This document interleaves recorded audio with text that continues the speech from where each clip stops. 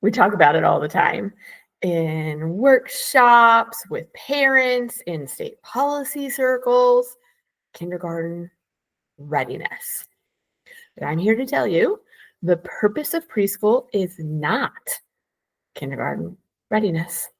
Yeah, you heard that correctly. I'm Nicole Travis-Frabel, and this is Wildwood Teaching. And today I am creating a new purpose for preschool, one that is not about readying children for kindergarten, and one that emergent, nature-based teaching is perfectly suited for. So let's break down the term kindergarten readiness, which sounds perfectly reasonable. Basically, there are a set of skills that children should possess that show that they are ready for the challenge of kindergarten. And of course, preschool being the step right below kindergarten, it makes sense that the purpose should be to prepare children for kindergarten by giving them whatever that set of skills are. But what if they don't have all of the skills? Does this mean that they're not ready for kindergarten? Are we putting the responsibility for kindergarten success on the shoulders of the children, and whether or not they were ready for kindergarten in the first place, and not on kindergarten teaching methods or the supports available in kindergarten? And then what is the emphasis on? Is it on these discrete skills? Right? Often very narrowly defined in terms of academic knowledge, like knowing letter names or phonics skills or being able to count to a particular number. And is the purpose of everything that we do just to get us to the next step, where preschool is a preparation for kindergarten, kindergarten is a preparation for elementary school, and so on and so on. And I'm going to admit that for a while, I fell into the kindergarten readiness trap. In my marketing packet that I hand out to parents when they come for a tour is a copy of an article I wrote for the Oregon chapter of the National Association for the Education of Young Children. And it's titled Nature Schools and Kindergarten Readiness. Now, the focus of the article is about how important all of those so-called soft skills are. Things like self-regulation, problem-solving, curiosity, negotiation, how important they are for kindergarten success.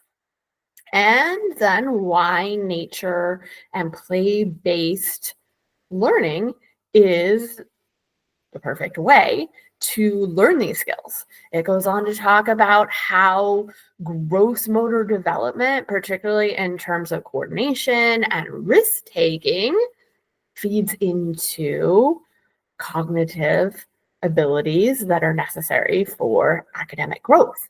Finally, it highlights all of the ways that math, science, literacy can be learned as an integral part of connecting to nature. So yes, I am highlighting an emergent curriculum. I am highlighting a whole child-led program, but I'm still couching it within the language of this is important because of kindergarten readiness.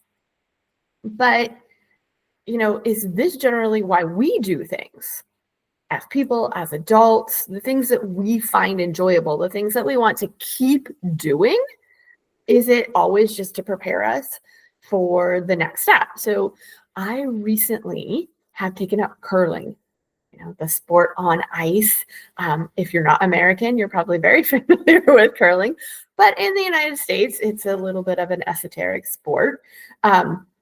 I originally took a class because a friend of mine thought it might be fun and wanted to do it together. Let's have fun, spend time together, and learn how to curl. And we enjoyed it so much that this season we have joined a curling league. We are absolutely still in the learning stage, even though we are in a league. But I don't plan to go to the next step of curling. I don't plan to become a professional curler or a competitive curler. That's not why I keep going back to the ice rink. I do it for the challenge. I do it for the camaraderie, right? I meet a lot of people through the league. I have fun with my friends. I chat while I'm doing the curling. I feel a sense of accomplishment whenever the stone goes the direction I want it to on the ice.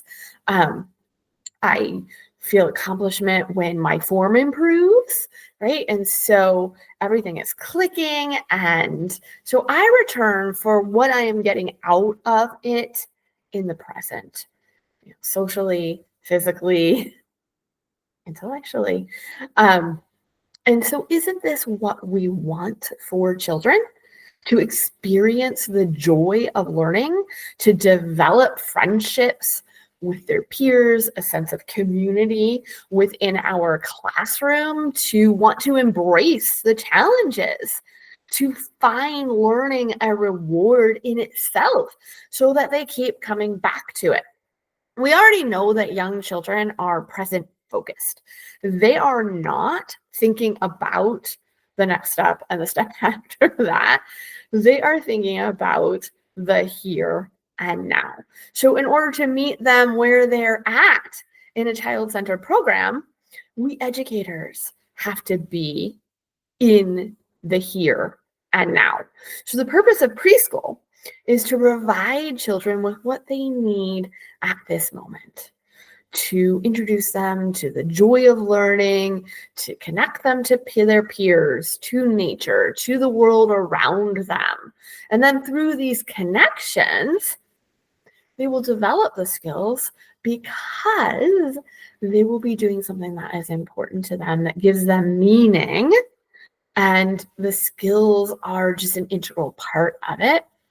And so you might be asking, why does it matter, right? If emergent nature-based programs are actually providing children with the foundational skills that are going to give them later academic success, why can't we just call it kindergarten readiness?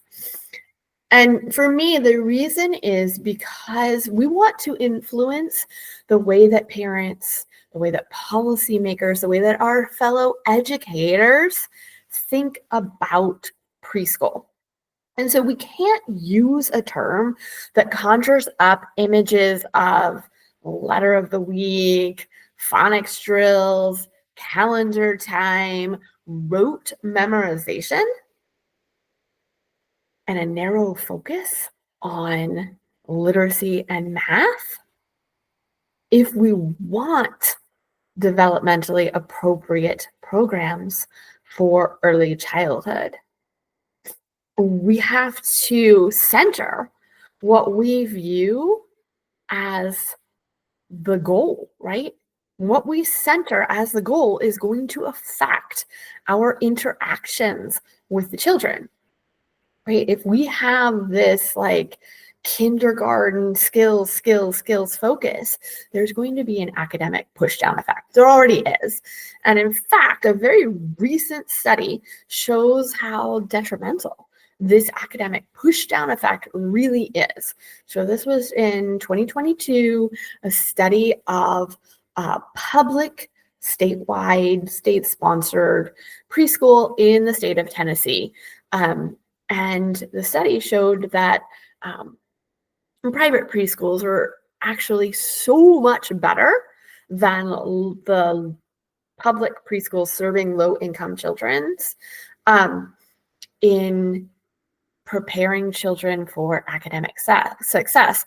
In fact, This study showed that the children who had gone to public-sponsored preschool, actually, as the academic years went on, right, first grade, second grade, third grade, they actually performed worse than their low-income peers who did not have any preschool, not only in academic measures, but behaviorally as well. And so actually this academic kindergarten readiness focus that they were giving children in these state-sponsored preschools actually made children less ready to meet the challenges later on because we were too focused on what's next rather than the foundation. The author of the study actually calls this kind of like the iceberg effect, that you're focusing on what you can see at the top of the pyramid, but really ignoring the foundation that occurs below the water. And so children, what 4-year-olds need, what 3-year-olds need, is they need a lot of time to think and talk and follow their curiosity within a supportive and caring environment, within supportive and caring relationships. They need to tinker in and with nature. They need to observe it. And then they need to share their observations and have somebody act on them. And so I'm going to give you a little example on how where the adult's focus is can affect what the children are doing and how they feel about the activity. My oldest child was, I call him a dawdle duckling. His focus was, in 1,000 different places. He had to observe everything. He had to notice everything. Look, Mom, over there, over there, over there. I see this. Did you know about this? Mom, what about this? And so, for a very short amount of time, he was in a center-based preschool when I had switched jobs and just needed something very quickly. But we were having a very hard time getting from the parking lot to the actual room where his 2.5-year-old program was. And because he was pointing out so many different things. And so I was thinking, how am I going to get this moving along? Because I'm going to be late for work. Right? And so I noticed that on the sidewalk, they had painted early childhood things. There were shapes, there were numbers, there were letters on the sidewalk. And so I thought, okay, well, we're gonna make this a challenge. And so I said, all right, Joshua, I'm gonna race you to the circle. And we would run to the circle. And then when we got there, I would look ahead to the next thing, whatever it was, 10 feet in front of us. And I'd say, oh my gosh, all right, do you see the letter X? Let's run to the letter X. Everybody run, run, run. And we would do this all along until we finally reached the classroom door. And this became our habit and a kind of a fun game to play. And we were completely focused in the here and now, right? What's on the sidewalk? What game are we having fun with together that gets us to the door? One week, I noticed another mom kind of watching us play this game. And then the next day, right after she had been watching us play this game, I saw her and her son.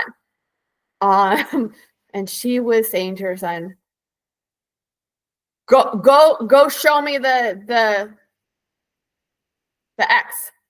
All right, good job. Now, where's the Q? Okay, where's the A? I actually don't know what was in her head. But her son was kind of, walking to the next thing, and okay, it's what the adult wants me to do. Maybe is this the X? I don't know what's in her head, but from the outside looking in, it seemed like her purpose was, oh, I saw this cool learning thing that this other mom was doing. And so I'm going to teach my child letters like this. But it didn't have any connection to her child and what their meaning was in the present and in again, I'm not inside that other child's head either, but from the outside looking in, it looked like her child was clearly not interested. This wasn't a match, right? So even though it's the same activity with a different focus, with a different child, with a different setting, I'm going to have different results. So I'm going to challenge you this week, right, to change your perception around preschool.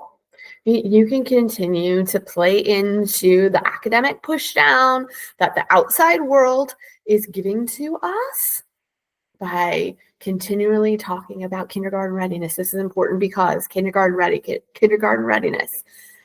Or you can center the young child that is in your preschool by framing preschool as giving children the foundational connections and relationships that they need right at this age to feel secure in taking risks and to find the intrinsic reward in learning something new. And then always feel free to connect with me on Facebook, on Instagram, through the email newsletter. Tell me how it goes. Tell me how that subtle shift in your perspective has changed how you are teaching. And then join me here next week when I'm going to do another little subtle shift in perspective. And we're going to talk about circle times and what makes them effective and ineffective. And I will see you there.